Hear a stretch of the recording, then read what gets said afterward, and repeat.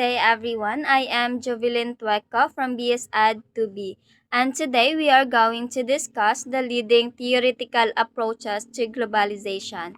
Just to recap, globalization refers to a growing connections between countries through trade, communication, culture, and politics. And now we are going to talk about the different theories that explain how and why globalization happens.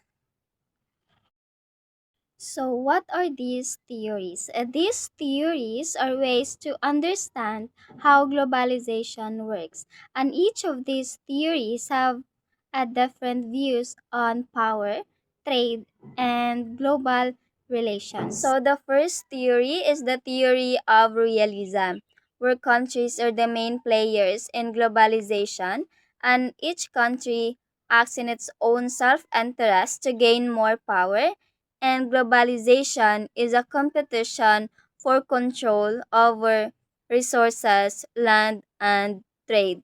So, the theory of realism explains globalization from the perspective of power and national interest. So, from this perspective, globalization is not about cooperation but about competition among states.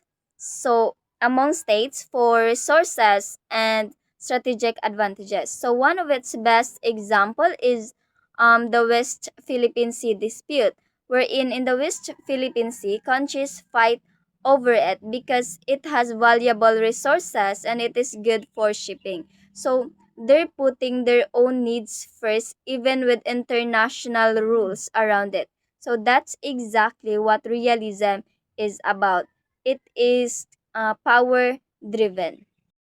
So the next theory is the theory of liberalism, which countries, businesses, and all people benefits from working together, and globalization is driven by free trade, technology, and shared values. Okay, so unlike realism, which focuses on power competition, liberalism views the global system as a space where countries, businesses, and individuals can work together to achieve economic growth.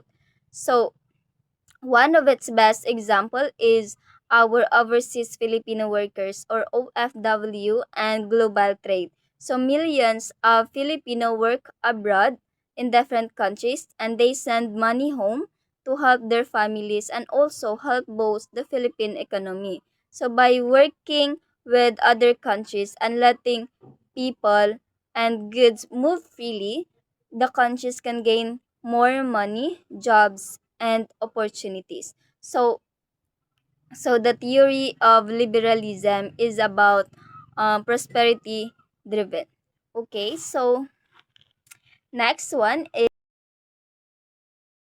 the theory of Marxism, where the main players are rich businesses and globalization lets big companies take advantage of poor countries. So the Marxism approach explains globalization through the lens of economic inequality and class struggle. So it argues that globalization is shaped primarily by powerful businesses and wealthy countries that seek to expand their profits by exploiting labor and resources from poorer nations. So they sees globalization not as a system of cooperation but as a process that strengthens economic inequality and that benefits the wealthy more than the working class. So the theory of Marxism more on exploitative and inequality driven.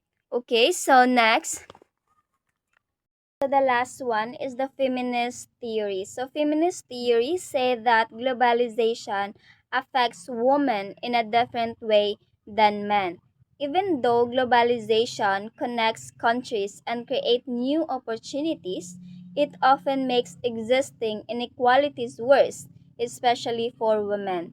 And its example is labor market, migration, and power structures. So globalization also affects power structures because men still hold the most leadership positions when it comes to businesses, and politics. And global companies and institutions are usually controlled by powerful men, and women's needs are sometimes ignored. So that's about the feminist theories. It has inequality when it comes to women.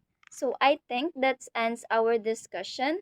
And if you have any other questions, that just let me know. And thank you for listening. Bye.